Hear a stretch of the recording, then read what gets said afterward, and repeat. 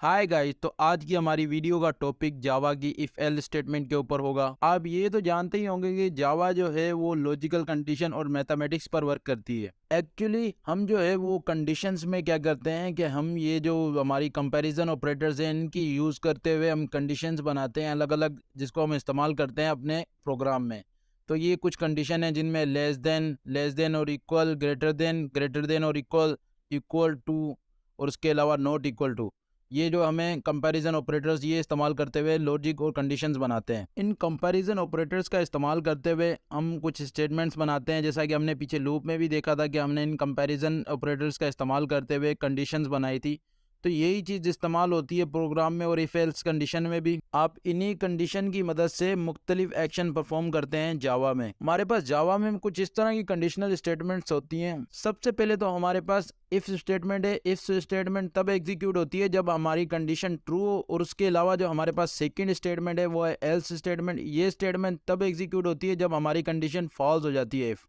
और उसके अलावा हमारे पास तीसरी कंडीशन जो है वो है एल्स इफ कंडीशन। ये कंडीशन तब वर्क करती है जब हमारी फर्स्ट इफ कंडीशन फॉल्स हो जाए।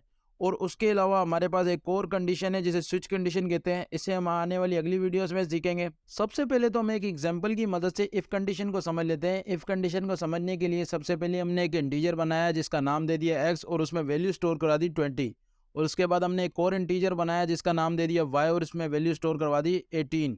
अब क्या किया कि हमने इफ में एक कंडीशन बनाया जिसमें हमने कह दिया जो एक्स है उसकी वैल्यू ग्रेटर देन है वाई से। तो ये कंडीशन बिल्कुल ट्रू है क्योंकि एक्स की वैल्यू ग्रेटर देन है वाई में से, क्योंकि एक्स में जो वैल्यू है वो 20 और वाई में जो वैल्यू है वो 18 है।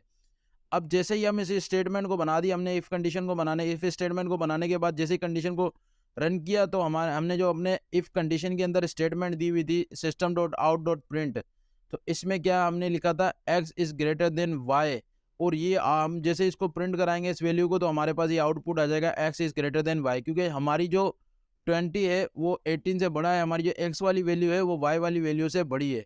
तो हमने यही उसमें पूछा है कि एक्स की वैल्यू ग्रेटर देन है वाई से, हाँ तो ये ग्रेटर देन है, तो ये कंडीशन ट्रू हो रही है, तो ये स्टेटमेंट प्रिंट हो जाएगी। अब हम एल्स कंडीशन को समझ लेते हैं। एल्स कंडीशन को समझने के लिए आप इस चीज़ को समझे कि अगर हमारी इफ़ कंडीशन जो है वो फॉल्स होती है, यानी एक्स जो है वो ग्रेटर देन नहीं होता वाई से, तो क्या होगा कि हमारी एल्स कंडीशन में जो हमारी स्टेटमेंट होगी वो प्रिंट होगी। जैसे ही हम एल्स बनाएंगे, अब हमने एल्स बनाया और एल्स में हमने क्या किया सिस्टम डॉट आउट प्रिंट दे के इसमें हमने दे दिया X is less than Y. अब हम जैसे ही उसमें जाके इंटीजर में जाके जो 20 है उसको 16 कर दिया हमने। अब जैसे ही हम प्रिंट करवाएंगे तो अब हमारी इफ़ कंडीशन है वो ट्रू नहीं हो रही, इसलिए वो रन नहीं होगी। और जब फॉल्स होगी कंडीशन तो फॉल्स हमारी जाएगी एल्स में, तो एल्स कंडीशन हमारी प्रिंट होगी। जो एल्स में हमने system dot out dot print दे के जो हमने प्रिंट कमांड दे के जो हमने अपने वैल्यू दी हुई है X is less than Y, तो ये प्रिंट हो जाएगी। आप इस चीज़ को और अच्छे तरीके से समझने के लिए ये समझ लें कि जब भी हमारी कंडीशन ट्रू होगी या हम कोई ऐसी कंडीशन बनाते हैं जो कंडीशन ट्रू हो, तो वो कंडीशन हमेशा इफ़ में स्टोर होगी और इफ़ की स्टेटमेंट को रन करेगी। अब जो है हमारी कंडीशन जब भी फॉल्स होगी, और फॉल्स के लिए हम क्या करेंगे कि अगर हमारी कंडीशन फॉल्स होती है तो उसके लिए हम एल्स बनाते हैं, क्योंकि एल्स जब भी हमारी इफ़ कंडीशन फॉल्स होगी उसमें माने कि कंडीशन मैच नहीं करेगी, तो उसके बाद वो कंडीशन जैसे ही फॉल्स होगी तो वो एल्स में चली जाएगी। एल्स में जो स्टेटमेंट हमने दी होगी वो प्रिंट हो जाएगी।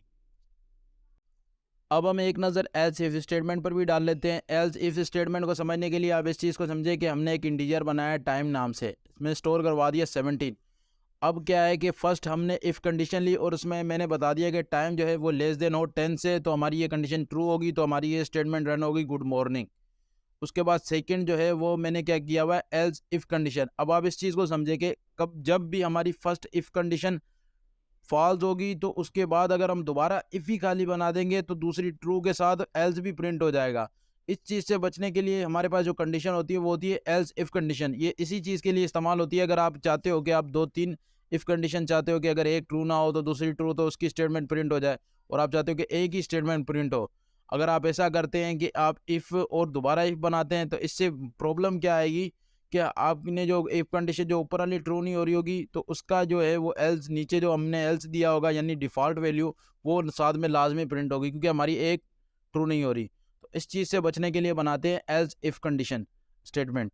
तो आप इस चीज़ को समझेंगे। जैसे ही मैंने बनाया एल्स इफ स्टेटमेंट में मैंने क्या किया, टाइम जो है वो लेस देन हो 18 से, और हमारी ये स्टेटमेंट प्रिंट हो जाए गुड आफ्टरनून। और उसके बाद मैंने सेकंड थर्ड क्या किया, एल्स जो हमारी डिफ़ॉल्ट वैल्यू है वो प्रिंट करवाने के लिए मैंने सिंपली उसमें प्रिंट कमांड दी और गुड इवनिंग कर दिया। अब जो मैंने है इंटीजर जो टाइम नाम का है, इसमें वैल्यू जो मैंने दी 17। अब ये 17 वैल्यू जो है ये लेस देन है 18 से, यानी कि एल्स इफ़ वाली कंडीशन से। तो फर्स्ट हमारी जो कंडीशन थी इफ़ टाइम जो है 10 से लेस देन था, ये तो हमारी ट्रू नहीं हुई। इसके बाद जो है सेकंड एल्स इफ कंडीशन, ये हमारी ट्रू हो गई, इसमें टाइम जो है वो ग्रेटर दे लेस देन है 18 से, तो हमारा टाइम जो है वो 17 है। इसलिए हमारी ये आप आउटपुट देख सकते हैं, हमारी ये जो स्टेटमेंट प्रिंट हुई है वो गुड आफ्टरनून हुई है। तो ये है सिर्फ डिफरेंस एल्स इफ स्टेटमेंट का इफ स्टेटमेंट से। तो आप, मुझे उम्मीद है कि आपको ये चीज़ें समझ में आई होंगी। अगर आपको ये चीज़ें समझ में आई तो आप मेरे चैनल को सब्सक्राइब कर दो और इस वीडियो को भी लाजमी से लाइक करके अपने दोस्तों के साथ शेयर कर देना और बेल के आइकन को भी दबा देना। Thanks for watching.